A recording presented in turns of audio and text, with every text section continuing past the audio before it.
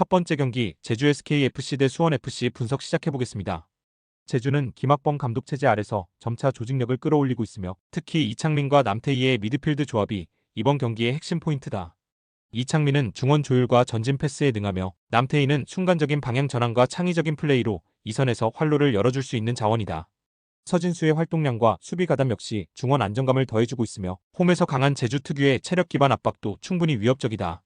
김학범 감독은 홈 이점을 살려 강한 압박과 빠른 전환을 통해 수원FC를 밀어붙이는 전술을 들고 나올 가능성이 높다. 수원FC는 여전히 전방 화력은 위협적이지만 조직력과 체력적인 문제에서 반복적으로 약점을 드러내고 있다. 루안 디아즈와 지동원의 투톱은 제공권과 연계 능력을 갖췄지만 중원에서의 지원과 세컨볼 확보가 부족한 편이다. 특히 이번 원정은 제주도라는 지리적 특성상 장거리 비행을 동반하고 있으며 어매치 직후라는 일정까지 겹치면서 체력적 부담이 누적될 가능성이 크다. 김은중 감독은 개인 기량에 기대는 전술 색채가 강하며 전반적으로 선수 간 유기적인 전개가 부족한 모습을 보인다. 제주는 이창민과 남태희의 미드필드 조합을 앞세워 경기의 주도권을 가져올 가능성이 높으며 홈에서의 압박 전개가 상대를 압도할 수 있다. 수원FC는 제주 원정이라는 피로도 높은 일정과 어매치 직후라는 악조건 속에서 강한 압박을 받게 될 전망이며 후반으로 갈수록 라인 붕괴 가능성이 크다. 결국 제주가 홈 이점과 조직력, 체력 변수까지 모두 활용해 승리를 가져갈 공산이 크다. 두 번째 경기 서울이랜드 대 부천FC 분석 시작해보겠습니다. 서울이랜드는 이번 시즌 외국인 선수들의 기량이 확실히 살아나며 리그 5위권 진입에 성공한 상태다. 페드리뉴와 에울레르의 빠른 측면 전개와 위협적인 드리블은 500 시스템을 상대로 효과적인 돌파 옵션이 될 수 있으며 오스마르가 중원에서 이를 뒷받침하고 있다. 포메이션 상성상 상대보다 측면에서 수적 우위를 가져갈 수 있으며 윙백 뒷공간을 노리는 전술이 핵심이 될 전망이다.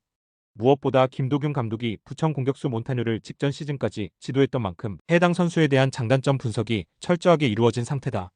부천은 현재 리그 1위로 강한 수비 조직력과 빠른 전환을 바탕으로 실리적인 축구를 펼치고 있다. 몬타뉴와 바사니는 제공권과 활동량 모두 우수하며 특히 몬타뉴는 연계와 침투에서 존재감이 크다. 하지만 정 감독 김도균의 지도 하에 있었던 몬타뉴는 이번 경기에서 완전히 읽힌 플레이 가능성이 크고 이는 공격 효율성 저하로 이어질 수 있다. 측면 전개가 막힐 경우 단조로운 중앙 공격에 의존할 수 있으며 이는 서울이랜드 수비 블록에 쉽게 걸릴 수 있다. 서울이랜드는 에울레르와 페드리뉴를 앞세워 측면 전개에서 수적 우위를 가져가며 부천 수비 라인을 흔들 수 있다. 특히 김도균 감독은 몬타뉴의 성향을 누구보다 잘 알고 있어 부천의 핵심 전술축을 효과적으로 차단할 가능성이 높다. 결국 서울이랜드가 전술적 상성을 살려 선두 부천을 잡아내고 홈에서 값진 승리를 챙길 가능성이 높다. 세 번째 경기 천안시티즌 대 김포FC 분석 시작해보겠습니다. 천안시티는 리그 12위에 머물러 있지만 김태환 감독의 상대 맞춤형 전술 운영은 하위권 전력이라는 평가를 무색하게 만들고 있다. 펠리페와 김윤도가 전방에서 강한 피지컬과 제공권 싸움을 이끌고 있고 퉁가라는 중원과 전방 사이를 유기적으로 연결해주는 자원이다. 김태환 감독은 매 경기 상대 성향에 따라 유연한 전략을 들고 나오며 특히 수비적으로 밀리는 상황에서도 중원 압박과 라인 간격 조절이 뛰어나다. 김포의 단조로운 전술 흐름을 차단하고 간결한 역습 전개로 결과를 만들어낼 가능성이 높다. 김포는 고정훈 감독 특유의 투박한 전술 운영과 강한 수비, 간결한 공격 전개를 중심으로 리그 중위권을 지키고 있다. 브루노와 플라나는 제공권과 침투에 능하지만 중원 전개나 창의적인 공격 옵션은 제한적이다. 고정훈 감독은 전형적인 90년대 스타일, 즉 롱볼 마이너스 세컨볼 중심의 공격 루트를 고수하며 이는 상대가 전술적으로 준비할 경우 쉽게 막힐 수 있는 구조다. 이번 경기에서는 김태환 감독의 전술적 응수에 고전할 가능성이 크며 후반 체력 저하 시 라인 유지가 무너질 위험도 존재한다. 김포는 브루노와 플라나를 중심으로 직선적인 공격을 시도하지만 창의성 부족과 예측 가능한 전술 구성은 한계가 명확하다. 반면 천안은 김태환 감독 특유의 전술적 응수와 맞춤형 라인 운영으로 상대 흐름을 끊어내는 데 능하며 전방 피지컬 활용도 뛰어나다. 결국 천안이 전술적 준비와 흐름 주도권을 통해 김포를 꺾고 분위기 반전을 이끌어낼 가능성이 높다. 네 번째 경기 김천 상무 대 강원FC 분석 시작해보겠습니다. 김천 상무는 리그 3위로 상위권을 유지하고 있으며 군인 특유의 투지 넘치는 플레이와 조직적인 수비 전환으로 전술적 완성도를 높이고 있다. 특히 김천 종합운동장은 부대장 직관이 예고되는 특수성이 있어 해당 경기에서 승리를 거두면 포상 휴가라는 실질적인 보상이 뒤따르기 때문에 선수들의 동기부여가 평소보다 더욱 높다. 이동경 병장은 이번 시즌 날카로운 왼발킥과 세트피스 상황에서 강한 위력을 발휘하고 있으며 유강현의 제공권과 모재현의 측면 침투까지 더해지며 공격 옵션도 다양하다. 정정용 감독은 전방 압박과 빠른 수비 전환을 바탕으로 강원의 공격 템포를 끊어내려 할 가능성이 높다. 강원은 최근 안정적인 수비와 빠른 측면 전개를 통해 꾸준히 승점을 쌓으며 중상위권을 유지하고 있다. 이상홍과 가브리엘은 개인 돌파 능력이 뛰어나며 이지호가 후방에서 빌드업을 전담하는 구조다.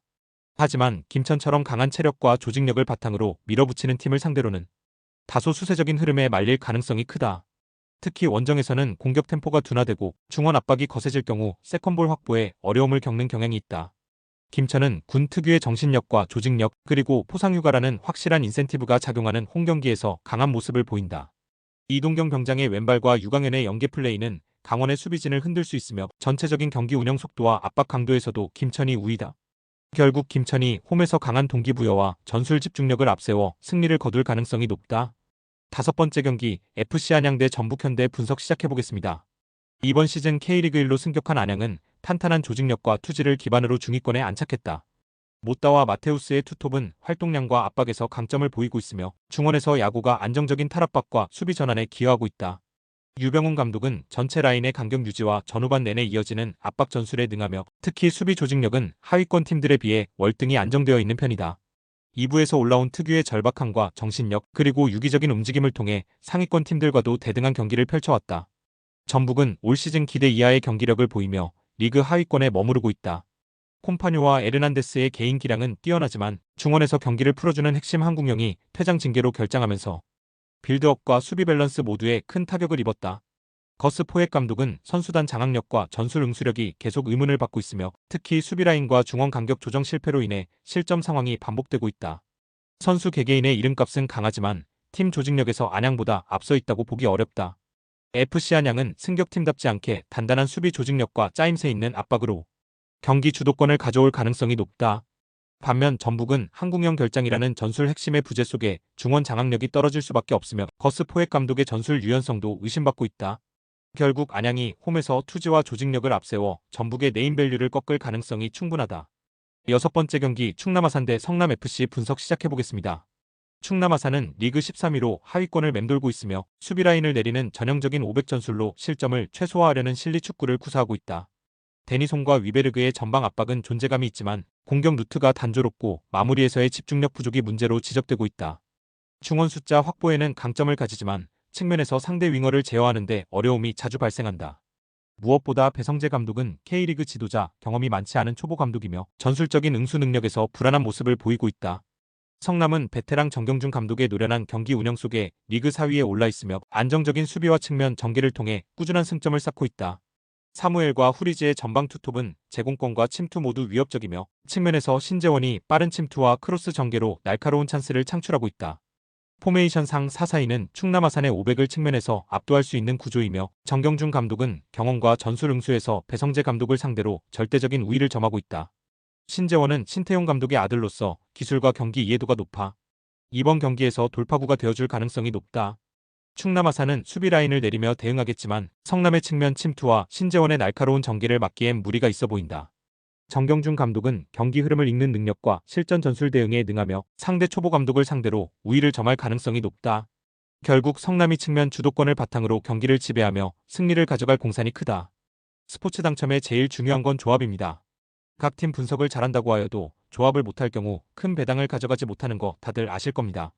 그리고 유튜브에 조합을 올려드릴 수 있지만 좀 더 자세한 정보들과 배당 흐름 및 각종 이슈 등 경기 전까지 어떻게 될지 모르니 조합을 빠르게 유튜브에 올려드릴 수 없는 점 양해 부탁드립니다.